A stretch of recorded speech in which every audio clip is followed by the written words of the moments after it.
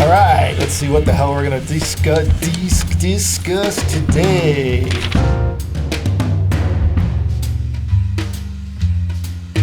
Do you ever want to make an affordable headphone? Yeah.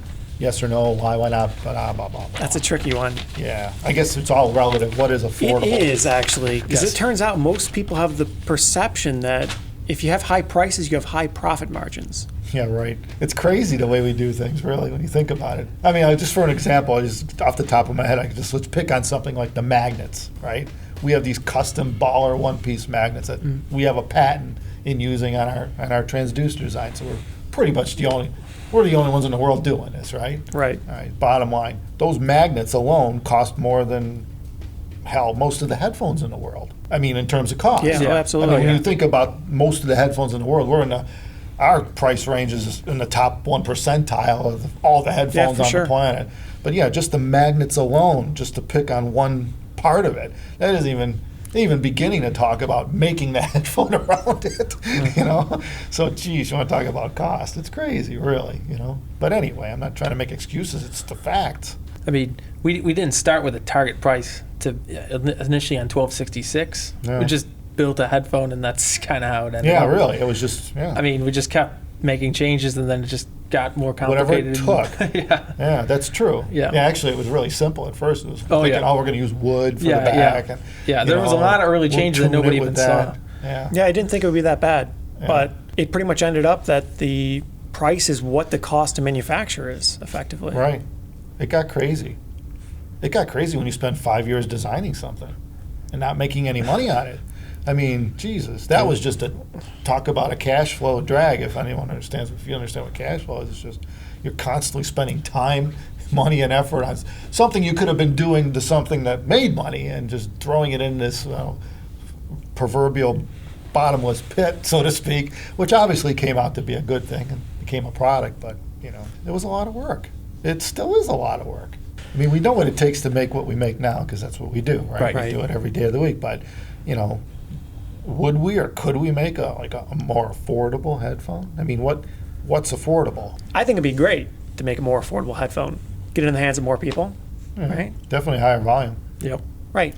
The problem is actually making that volume, huh? Yeah. Well, there's a lot of benefits, I think, Could be to a more problem, affordable yeah. price points.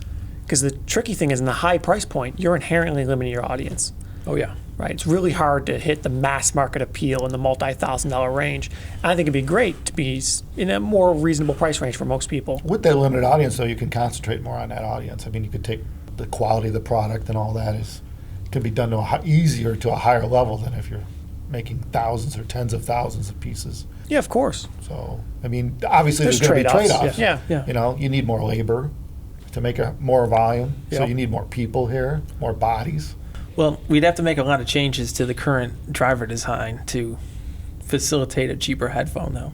Yeah, less expensive that presents a lot of more engineering challenges, so to speak, when you talk about, okay, how do we take what we have existing and minimize the trade-offs? Whatever you're going to need to do to reduce the cost, which really was our attempt with Diana, right? We were trying to bring manufacturing down to a simpler form with her, and what did that wind up happening? We went the other way. Kind of, yeah. Yeah. All of a sudden, the machine time went to I don't know what the hell is it, like over an hour for her machine components. Yeah, a little over 2 hours for the frame assembly. 2 hours.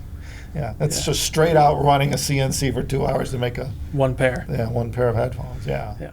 And unfortunately, I think the build would have to be much less robust if we didn't change the driver to meet a lower price point. And not only that, the driver is the biggest thing cost-wise to manufacture since they're all handmade.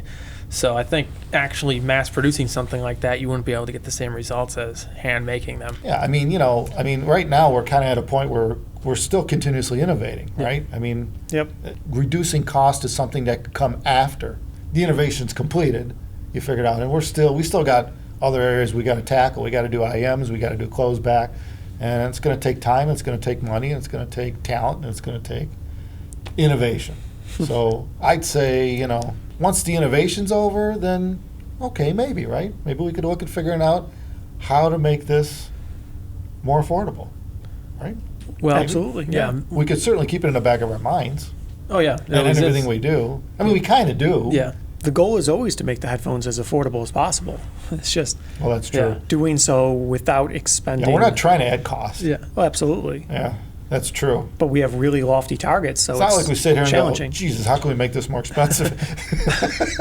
Yeah. I hope not. Yeah, no, we're not trying to do that, but sure as hell seems to always wind up that way. Yeah, let's do foamed aluminum. Oh, who the hell would you even come? Some guys are saying, well, how do you even come up with that, Yeah. right? And it's like, I don't know. It's a good question. How do we come up with that? But we did, you know. And it was, I mean, it was a goal, right? It was a goal, like how to make the 1266 sound like there's nothing behind it. Right. Foamed aluminum.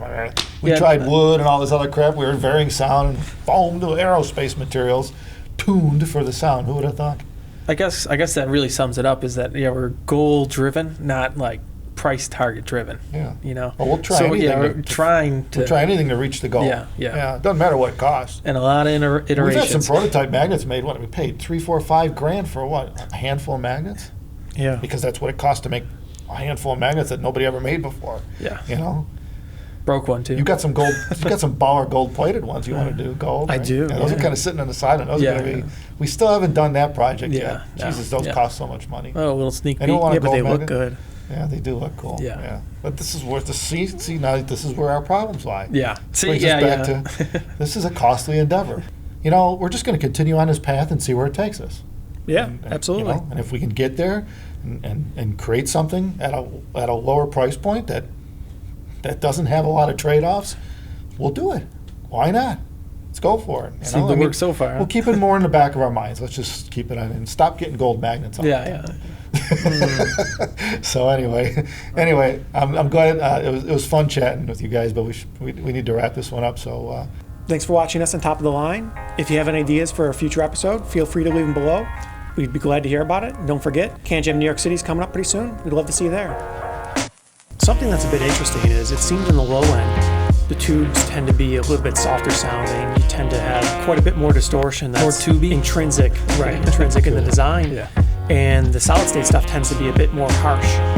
And oddly enough, as you move towards the high end, the roles almost try to reverse. It seems like people are targeting their solid state amplifier to sound like a tube amplifier, and the tube amplifier to sound closer to solid state. and they pretty much are Right. to whatever they consider to be neutral. Yeah, I guess that makes